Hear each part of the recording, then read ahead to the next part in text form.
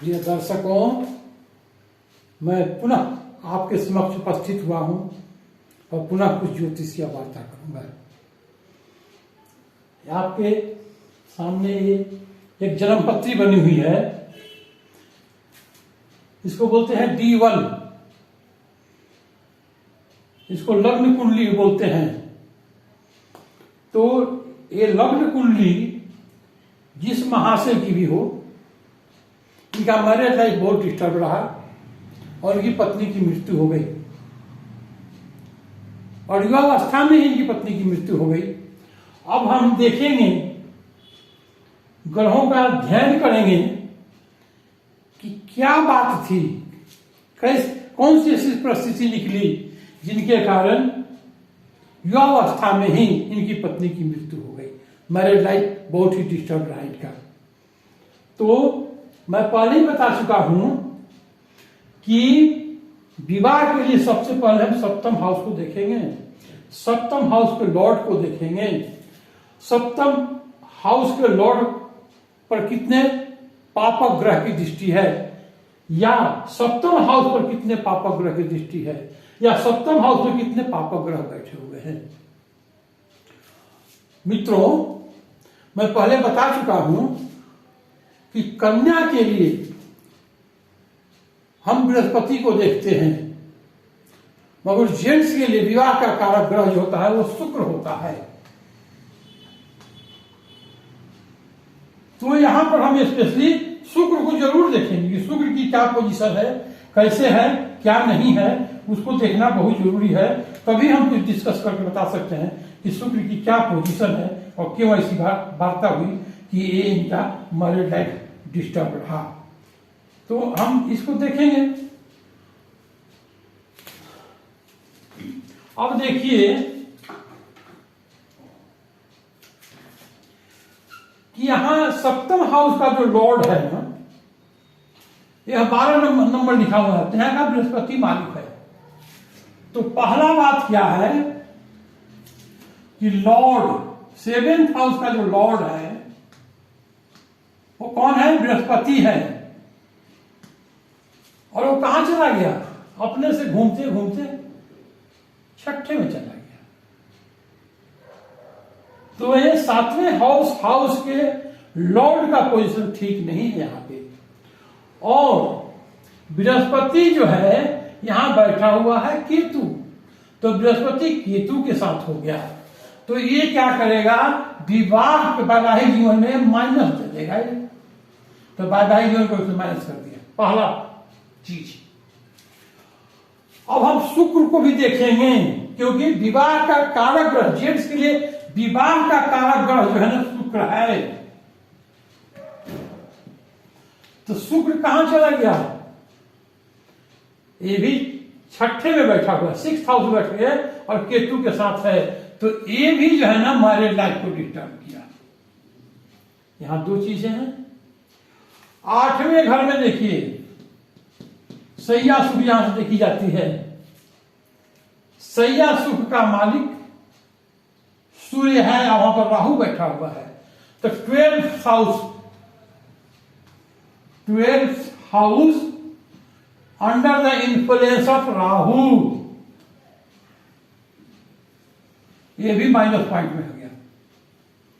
और सबसे मेन बात है कि शनि की दृष्टि का, शनि बैठा हुआ 3rd हाउस में, इसकी दृष्टि 5th हाउस पे है और 5th हाउस में मंगल बैठा हुआ। तो शनि की दृष्टि उस हाउस पर है जहां मंगल बैठा हुआ है। तो शनि की दृष्टि उस हाउस पर हो जाए जहां मंगल बैठा हुआ हो, या मंगल जहां बैठा हुआ हो उस पर शनि की दृष्टि हो जाए, वाइस वर्सा। शनि की दृष्टि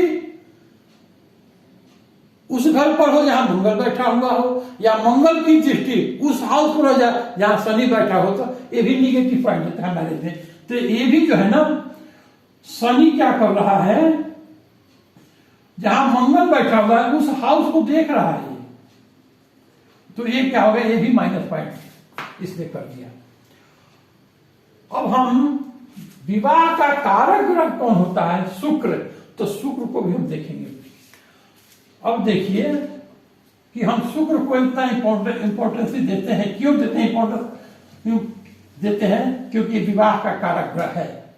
अब कहता है कि 7th हाउस का लॉर्ड 6, 8 और 12 में चला जाए और इनइफेक्टेड हो जाए। किससे? राहु, शनि, केतु, चाहे मैरिज लाइफ को डिस्टर्ब कर देगा। दूसरा कहता है 2nd हाउस का लॉर्ड भी 6, 8 और 12 में जाए और ये भी राहु, केतु, शनि से इफेक्ट हो जाए तो भी आपका मैरिज लाइफ डिस्टर्ब होगा। और इसमें एक बात और है कि 7th हाउस का लॉर्ड 6, 8, 12 में जाए, 2nd हाउस का लॉर्ड 6, 8, 12 में चला जाए और 7th का लॉर्ड प्लस 2nd का लॉर्ड एलॉन्ग विथ, माने यहां का लॉर्ड और यहां का लॉर्ड दोनों और उसके साथ शुक्र 6, 8, 12 और 3 में चला जाए। यहां पर भी 3 लिख लीजिए। जैसे 7th का लॉर्ड 6, 8, 12, 3 में भी जाएगा तो दिक्कत करेगा, 6, 8, 12, 3 में जाएगा तो दिक्कत करेगा। और 7वें घर का मालिक और दूसरे घर का मालिक लॉर्ड एलॉन्ग विथ शुक्र, ये दोनों के साथ शुक्र हो जाए। 12 लिखा हुआ है तो यहाँ का जो है बृहस्पति हो गया, यहाँ का शुक्र हो गया। चलिए शुक्र तो लॉर्ड है ही है, लेकिन 2nd का लॉर्ड और 7th का लॉर्ड उसके साथ शुक्र भी हो जाए और 6, 8, 12 और 3 चला जाए। और ये क्या है? शनि, राहु, केतु उस हाउस को देख जहां बैठा हुआ है तो पर भी ये मैरिज के लिए डिस्टर्बेंस ज्यादा करेगा। सबसे ज्यादा डिस्टर्बेंस ये करेगा 7वें का लॉर्ड, 2nd का लॉर्ड एलॉन्ग विथ शुक्र, उसके साथ शुक्र भी 6, 8, 12 और 3 में जाएगा, दिक्कत करेगा। पहले एपिसोड में बता चुका हूं मैं कि 8वें घर में शुक्र का बैठना अच्छा नहीं होता है। यहाँ 8वें घर में बैठना शुक्र का अच्छा नहीं होता, तो 6, 8, 12 सब जगह ही रहा, बाकी स्पेशली शुक्र यदि 8वें घर में बैठ जाए तो अच्छा नहीं हुआ। और फिर 8वें से 8वें, यहां देखिए 7 और 8, तो तीसरा घर हो गया ये। तो शुक्र 8वें में बैठे या तीसरे में बैठे और इल इफेक्ट हो जाए और उसके साथ 7वें का लॉर्ड दूसरे का लॉर्ड भी हो जाए तो इस केस में तो बहुत ही डिस्टर्बेंस आ जाएगी आपको। इस समय इस स्थिति में विवाह का कारक ग्रह जो शुक्र है ना वो इल इफेक्ट हो गया, प्लस आपका 7th हाउस का लॉर्ड और 2nd हाउस का लॉर्ड वो भी इल इफेक्ट हो गया। तो यहां पर जो है ना, यहां पर लगभग वैवाहिक जीवन बहुत ही कष्टप्रद होता है। या तो डाइवोर्स करवा देगा या पत्नी की अल्प आयु हो जाएगी, अल्प अवस्था में ही मृत्यु हो जाएगी। ये है डिस्टर्बेंस बातें कहा मैंने। तो 2nd हाउस को भी हम इग्नोर नहीं कर सकते हैं और शुक्र को भी हम इग्नोर नहीं कर सकते हैं। केवल अब छोटी प्रॉब्लम कब होगी? छोटी प्रॉब्लम जेंट्स की जन्मपत्री में माइनर प्रॉब्लम देखिए, शुक्र हो 6, 8, 12 और 3rd, 6, 8, 12 और तीसरे हाथ में चला जाए शुक्र, और ये क्या हो जाए? शनि, राहु, केतु से ये क्या हो जाए? इल इफेक्ट हो जाए, उसके साथ हो जाए। 6, 8, 12 में तो बैठे ही, उसके साथ राहु, केतु और शनि बैठ जाए तो एक माइनर प्रॉब्लम देगा। माइनर प्रॉब्लम मतलब होता है पति पत्नी में थोड़ी अंतर करवा देगा जरूर। अब उससे ज्यादा प्रॉब्लम कब होगा? सेवेंथ हाउस का लॉर्ड शुक्र के साथ हो और यदि ये 6, 8, 12 और 3 में जाकर इल इफेक्ट हो जाए तो इससे माइनर नहीं, थोड़ा थोड़ा सा मेजर हो जाएगा, थोड़ा सा मेजर प्रॉब्लम हो जाएगा। सेवेंथ और सेवेंथ का लॉर्ड एंड सेकेंड का लॉर्ड शुक्र के साथ हो, मतलब 3 ग्रह हो गए, यहां का लॉर्ड, यहां का लॉर्ड और शुक्र के साथ हो और ये 6, 8, 12 और तीसरे हाउस में चला जाए और इल इफेक्ट हो जाए, तब इस कंडीशन में बहुत ही मेजर प्रॉब्लम हो जाएगी। वैवाहिक जीवन चलना बहुत ही मुश्किल हो जाएगा, संबंध विच्छेद हो जाएंगे या पत्नी अल्पायु हो जाएगी। ये कह रहा है ज्योतिष का फॉर्मूला। 3 कंडीशन मैंने बता दिया आपको। अब देखिए यहां का लॉर्ड 6ठे स्थान में चला गया है और केतु से इल इफेक्टेड है, राहु की दृष्टि भी पड़ रही है। सेकेंड हाउस का लॉर्ड शुक्र भी 6ठे चला गया और केतु से इल इफेक्टेड है, केतु के साथ बैठा हुआ है। फिर बोलता है शुक्र, तो सेकेंड हाउस का लॉर्ड तो शुक्र है ही, तो इसलिए तीनों कंडीशन पर लागू हो गई। यहां का लॉर्ड यहां का लॉर्ड यहां और यहां का लॉर्ड शुक्र है ही, तो शुक्र यहां 6ठे स्थान चला गया और केतु के साथ ये इल इफेक्टेड हो गया। प्लस देखिए राहु की यहां पर दृष्टि पड़ गई, शनि की दृष्टि उस घर पर है जहां मंगल बैठा हुआ है, जिसके कारण इनका मैरिज लाइफ डिस्टर्ब हुआ है। अब देखिए तीसरी चीज, चंद्रमा यहां बैठा हुआ है ना, चंद्रमा को हम देखते हैं। चंद्रमा जो है ये देखिए आइसोलेटेड है, चंद्रमा के आगे पीछे कोई ग्रह नहीं है, तो इसको बोलते हैं चंद्रमा आइसोलेशन में चला गया। आइसोलेशन में जाने साथ 1, 2, 3, 4, 5 या आप ऐसे गिनेगा 7, 8, 9, तो मून क्या है? मून भी है तो केतु से इल इफेक्ट है, इल इफेक्टेड है चंद्रमा, तो चंद्रमा सस्टेन नहीं कर सका, तो सस्टेन नहीं कर गया तो किया, सस्टेन नहीं किया।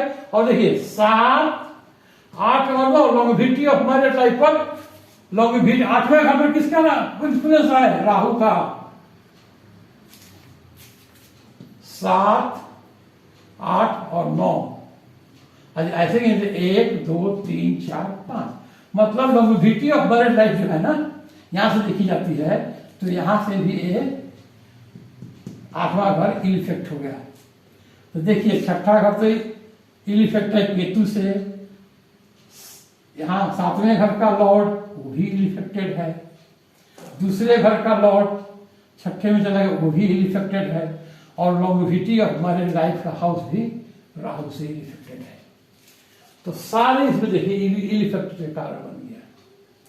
शनि जो है सो मंगल के घर में बैठा हुआ है और शनि की दृष्टि उस पर है जहां पर मंगल बैठा हुआ है, उस हाउस पर है जिस पर मंगल बैठा हुआ है, तो एज डिस्टर्बेंस का इनका कारण रहा। और सबसे बड़ी बात है जेंट्स की जन्म पत्री में यदि सुख इल इफेक्टेड हो गया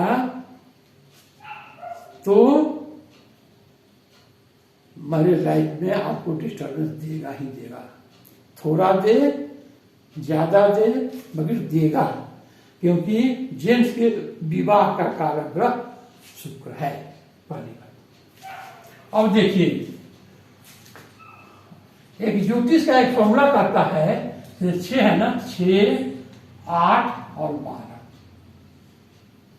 हो सर, तो कहता है यहां कहता है मंगल, राहु,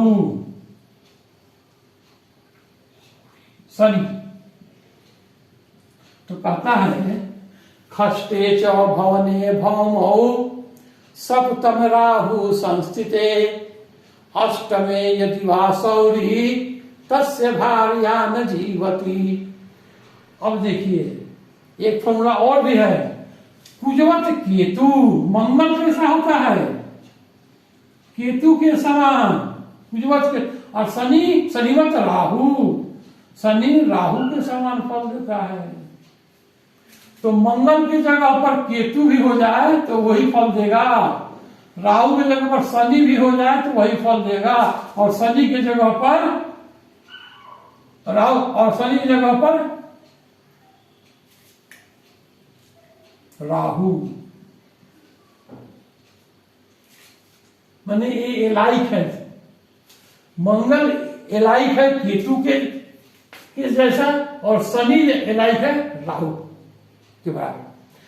तो खष्टे च भवने भौमौ, तो भौम तो नहीं बैठा हुआ, केतु बैठा हुआ है।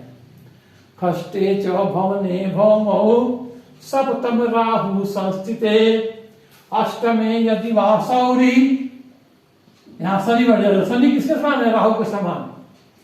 तो केतु और राहु बैठा हुआ है, तो ये मंगल के समान और ये शनि के समान बैठा हुआ है। तो दो मिल गए आपके। इतना प्रॉब्लम होने के साथ साथ दो तो मिल ही गए, प्लस शुक्र भी इफेक्टेड हो गया। तो खष्टे च भवने भौमौ सप्तम राहु संस्थिते अष्टमे यदि वा सौरी तस्य भार्या न जीवती।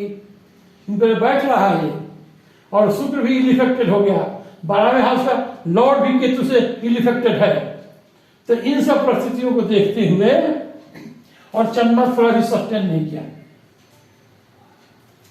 जिसके कारण प्रॉब्लम क्रिएट हुआ यहां पे। अब देखिए यहां जो है ना, यहां का मालिक जो है ना, त्रिकोण का मालिक कौन है? यहां का मालिक शुक्र है। शुक्र इफेक्टेड हो गया त्रिकोण का। हम बोला बड़ा है, त्रिकोण को भी देखना चाहिए, तो त्रिकोण भी इफेक्टेड है यहां पर। यहां पर शनि बैठा हुआ है, शनि मंगल घर में बैठा हुआ है, तो कोई बात नहीं। त्रिकोण भी सूर्य से और मंगल से यहाँ पर इफेक्टेड है। मंगल उच्च का है, कोई बात नहीं है, पर यहाँ सूर्य बैठा हुआ है और शनि की दृष्टि इस हाउस पर है, अपने हाउस पर है, पर मंगल बैठा हुआ, तो इतना एक फ्रूटफुल रिजल्ट नहीं दे सका। और देखिए लग्न बुध भी चला गया चिट्ठी। तो त्रिकोण, तीनों को त्रिकोण भी बोलते हैं, इसको केंद्र बोलते हैं। तो त्रिकोण और केंद्र का मालिक ये भी इफेक्टेड है, ये भी इफेक्टेड है। यहां पर मंगल बैठा हुआ, शनि की दृष्टि है, जिसके कारण इनका वैवाहिक जीवन डिस्टर्ब रहा। यहां देखिए ये क्या है? सैया सुख, पत्नी की मृत्यु हो गई, सैया सुख का भाव हो गया, और सैया सुख देने वाला शुक्र भी यहां पर है, ये भी इफेक्टेड है। तो आप किसी तरह भी देख लीजिए, इसमें मैरिड लाइफ पहले सस्टेन नहीं कर रहा है। मैरिड लाइफ का हाउस, लॉर्ड, और जो मैं फॉर्मूला बताया आपको कि 7वें का लॉर्ड 6, 8, 12, 3 में चला जाए तो भी डिस्टर्ब करेगा। 6, 8, 12 का लॉर्ड 6, 8 जैसे 7वें का लॉर्ड और दूसरे का लॉर्ड 6, 8, 12 में चल जाए, और शुक्र भी उसी के साथ हो जाए, तीसरे घर में चला जाए, तो ये वैवाहिक जीवन में डिस्टर्बेंस उत्पन्न करती है। तो इन सब परिस्थितियों को देखते हुए हम कह सकते हैं इनका लाइफ डिस्टर्ब रहा, मैरिड लाइफ पूर्ण रूप से डिस्टर्ब हो गई और इनकी पत्नी की मृत्यु हो गई। प्रिय दर्शकों, जो मैंने आपको बात बताई है ये अच्छी लगे तो चैनल को, मेरा चैनल का नाम है Amba after world, Amba after world, Amba after world. इसको लाइक कीजिए, सब्सक्राइब कीजिए, कमेंट्स कीजिए, अपने इष्ट मित्रों को ही भेजिए, डिस्कस कीजिए, आपको सीखने का मौका मिलेगा। ज्योतिष की विद्या बहुत अच्छी विद्या है, उसको सीखिए, समझिए, कुछ तो नॉलेज होगा, कुछ तो जान पाएंगे। और मेरे जितने भी अनुज हों या अग्रज, मेरे पूजनीय श्रेष्ठ जन, बंधु बांधव, सबको मैं हाथ जोड़कर नमस्कार करता हूं और मैं अपनी वाणी का विराम देता हूं। पुनः आपके समक्ष कुछ ज्योतिषीय वार्ता लेके उपस्थित होऊंगा। जय श्री राम।